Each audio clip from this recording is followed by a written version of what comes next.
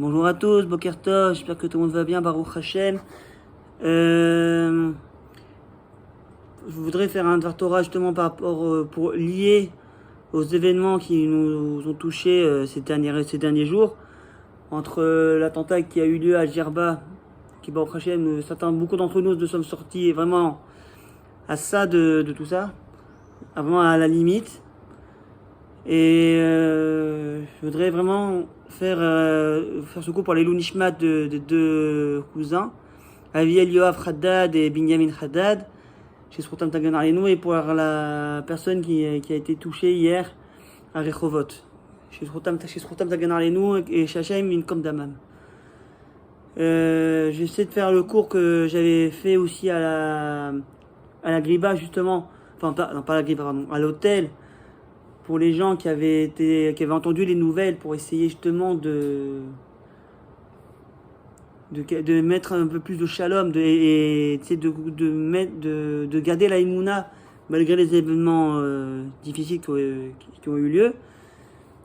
Et j'aimerais juste le partager avec vous pour que ça puisse raviver la flamme de tout le peuple d'Israël, Bezrat Hashem, et garder la Emouna en Kadosh Baruch Hu, mais surtout dans les moments les plus difficiles. Je vais commencer le cours par une question. La question est: qu'est-ce que la Emouna? C'est quoi la Emouna d'après nous? Je vais prendre une réponse que le Rav Sitruk a dit. La Emouna, c'est quand tu ne fais plus la différence entre ce qui est possible et impossible. Et c'est quand tout est impossible, tu demandes au maître de l'impossible de te venir en aide. Et je vais le dire avec ma phrase à moi. La Emouna, c'est quand il n'y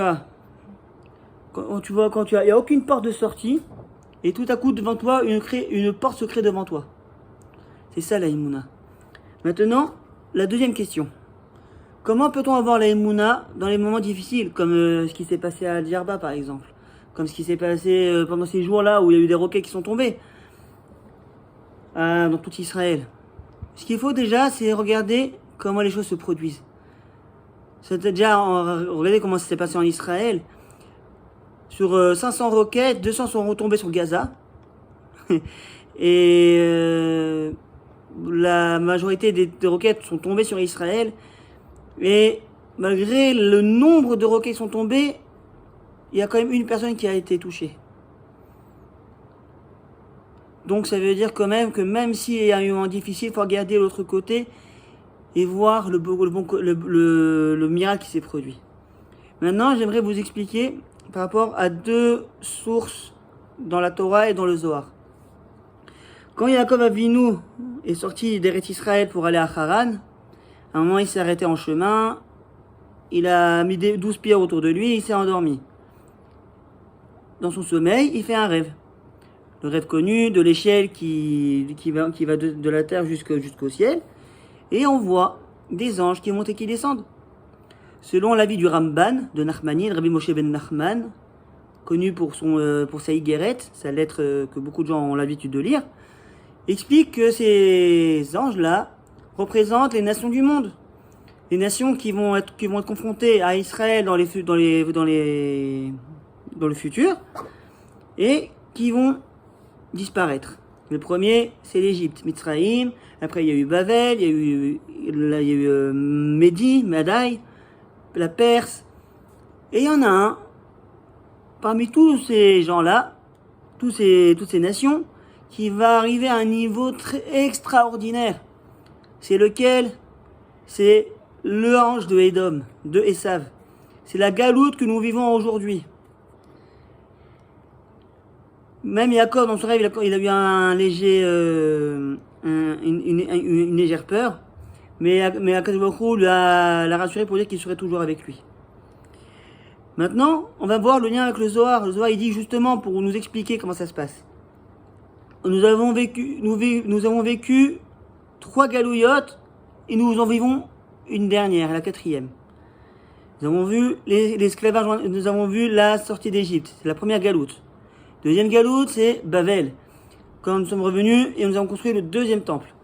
Et pendant la période du 2e temple, nous avons eu une autre galoute, c'est celle de Yavan, ce qui était vraiment une galoute spirituelle. Parce que nous étions quand même en Eretz Israël, Mais nous avons perdu la mentalité spirituelle du peuple d'Israël à ce moment-là. Elle était embrouillée. Quatrième galoute que nous vivons en ce moment, c'est galoute Édom. Et c'est la période où, que dit le Zohar, en rapport avec les autres galouillottes, nous ne voyons pas la fin de cette galoute. C'est là justement que vient justement la force de la Emouna.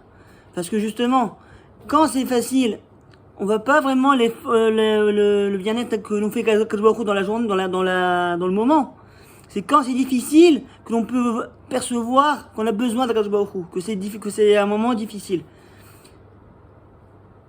Même on voit ça dans la phrase connue de Rabbi Nachman de Breslev, juste la dernière, pour expliquer un peu plus la profondeur de la Emouna. Ce que nous dit Rabbi Nachman de Breslev, c'est Afilu be'astara shebetoch astara bevadai gam sham nimsa Hashem itbarach. Dans les confins de l'univers, dans les endroits les plus profonds, les plus sombres du monde, les moments les plus difficiles, vous trouvez Akadosh Baruch Hu. C'est comme l'histoire de cet homme là qui marche sur le bord de mer et il voit ses propres traces. Il va en train de marcher et il voit les traces d'Akadosh Baruch Hu à côté de lui. Ils sont en train de marcher à côte et tout à coup, là l'homme il commence à voir que ça devient beaucoup plus lourd pour lui, ça devient difficile. Tout à coup, il voit que les deux pas qui sont à côté de lui ont disparu. Et il commence à se plaindre. Il dit mais Akadosh Baruch Hu, pourquoi tu m'abandonnes? Je commence à fatiguer, je commence à me sentir mal. C'est là que Baruch Hu lui répond, il lui dit, mon fils, les pas que tu ne vois plus, ce sont pas les miennes, mais les tiennes. Les traces que tu vois, c'est les miennes. C'est-à-dire qu'en fait, je t'ai pris sur mon dos, je t'ai pris sur mes épaules pour te faire avancer. C'est ça. C'est quand on va y aller les moments difficiles que l'on voit Kadosh Baruch Hu. C'est dans les moments comme ce qui s'est passé à Djeraba où c'était les moments difficiles, où c'est les moments où on est en moment de joie et tout à coup il y a quelque chose qui arrive et qui nous pince. C'est là qu'on va à Kadosh Baruch Hu. Mais regardez le miracle qui s'est passé à l'Akba Omer en Israël. Et regardez à quelle heure ça a commencé. L'attaque des roquettes, elle a commencé exactement à 13h26. Même si, certains vont me dire que c'est exagéré. Mais regardez, 13h c'est quoi? 13 c'est la gematria de Ahava ou de Echad. 26 gematria, le nom d'Akadosh Baruch Hu, Yud Ke Vav Ke. Pour nous dire c'est dans l'union qu'Akadosh Baruch Hu apparaît. C'est quand nous sommes unis, quand on fait la fête, quand on est avec le simcha et tout, qu'on voit la force d'Akadosh Baruch Hu. Mais dans les Hadashot actuellement, quelqu'un m'a envoyé ça justement, un numéro de Jérusalem Post en anglais, il a traduit en hébreu, et il nous a expliqué comment ça se fait que les peuples, les Arabes, continuent à nous attaquer, alors qu'ils savent très bien que ça fonctionne pas. Un des dirigeants arabes explique que, en fait, nos missiles, ils se dirigent vers l'ennemi. Vraiment, ils se dirigent vraiment sur eux. Mais en fait, il y a la main de leur Dieu, du Dieu d'Israël, qui les protège. Il dit, mais alors pourquoi vous continuez à les attaquer? Si vous savez que vous avez perdu d'avance, pourquoi vous continuez? Qu'est-ce qu'il leur dit, le chef d'armée? Il leur dit, on attend que le Dieu d'Israël se mette en colère contre eux. Que s'il se met en colère, il peut les faire tomber. Nous, ce qu'on attend, c'est qu'ils se mettent en colère contre eux. C'est qu'en fait, même nos ennemis nous connaissent. Ils savent quel est le point faible du peuple d'Israël. C'est quand il est désuni. Et c'est ce qu'il nous faut, c'est rester unis. Les secrets pour revenir à la Géoula, pour que la Géoula se passe dans les meilleures conditions, pour qu'on n'ait pas vraiment à se sentir mal, c'est qu'on soit unis, qu'on ait la hardoute, qu'on soit toujours sa mère, même dans les moments les plus difficiles. Il faut se donner dans la simcha parce que c'est ce qu'il y a de plus beau que ce que Akadosh Baruch Hu nous a donné. Et rester unis parce que, regardez, une personne qui est seule dans le noir, à force de errer dans le noir, elle va finir par perdre la raison.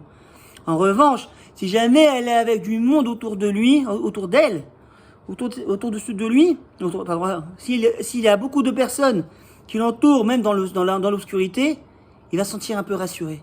Parce que justement, il y a des gens autour de lui qui vont être là pour le soutenir à ce moment-là. C'est ça qui est important. même si, je répète, et je le répéterai parce que c'est ça qui nous fait avancer.